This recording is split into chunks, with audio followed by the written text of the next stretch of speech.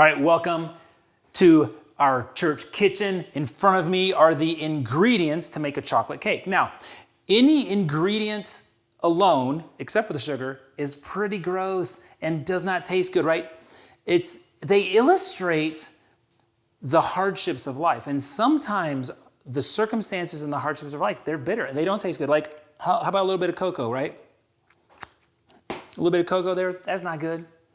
If you're desperate on a need some chocolate day, do not go to the pantry and get cocoa. You will not like it. How about a little bit of flour? What's flour taste like? By itself. Oh yeah, that's not good at all. Wow, right?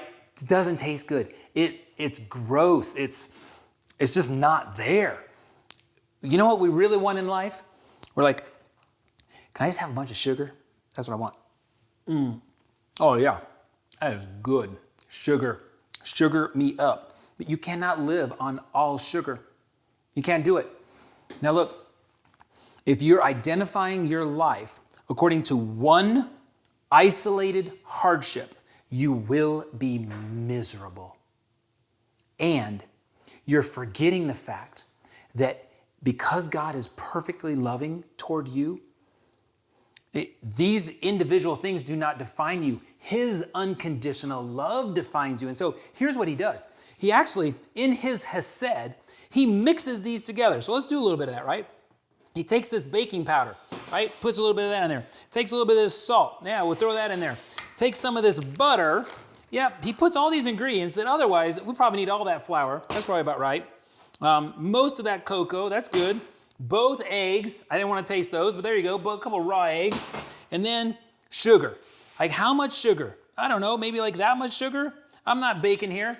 I'm just mixing them together. Look, I'm not the perfect baker, but God is. And like he mixes all of this together. We don't have time to mix this together right now, but you get the idea. When he mixes it all together, he is a perfect baker. And boy, the outcome in our lives, well, the outcome after he has his way is going to be the chocolate cake, right? And then, well, of course you want to have a little bit of the cake, don't you? And it's an amazing that all of those bitter ingredients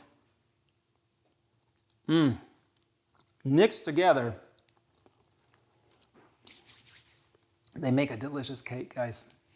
Look, we've got to keep in mind Romans 8:28 that tells us that we know that for those who love God, God is working all things according to his plan for good. That's the bigger outcome here.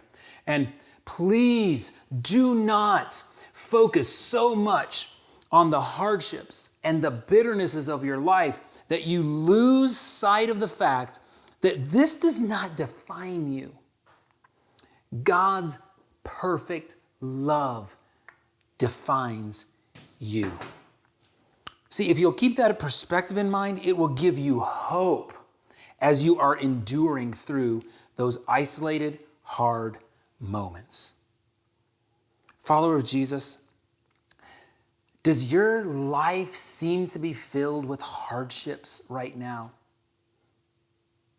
Please don't give up hope. God is calling you to himself, calling you back into a loving relationship where he can freshly remind you that he is flooding your heart with his love.